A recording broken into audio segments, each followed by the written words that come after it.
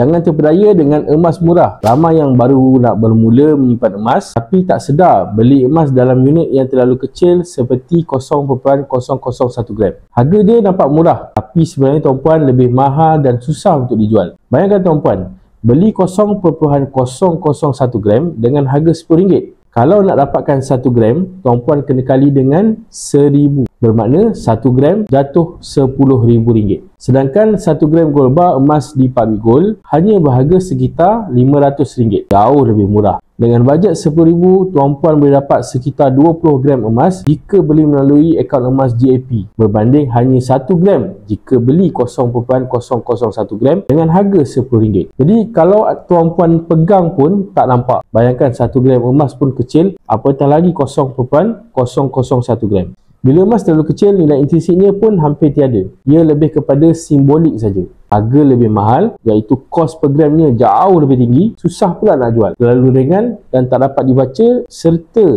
ditimbang dan juga untuk buat ujian ketelinan. Emas 0.001 gram tak sesuai untuk pelaburan ataupun simpanan jangka panjang. Jadi, lebih baik fokus kepada emas yang lebih besar gramnya. Kalau niat nak simpan emas sebagai aset, lebih baik beli dalam berat yang lebih berbaloi. Emas yang sesuai untuk disimpan sekurang-kurangnya 1 gram ke atas, sama ada gold bar ataupun Dinas 999, dan juga ada pasaran jual balik. Kalau nak beli emas dengan bajet yang kecil, Public Gold menawarkan akaun emas GAP, di mana tuan-puan boleh menyimpan emas dengan bajet serendah RM100 dan boleh beli ikut gram. Jadi tuan-puan, jadilah penyimpan emas yang bijak dengan klik beg biru di bawah dan isikan detail supaya saya dapat bimbing tuan-puan menyimpan emas dengan ilmu yang betul.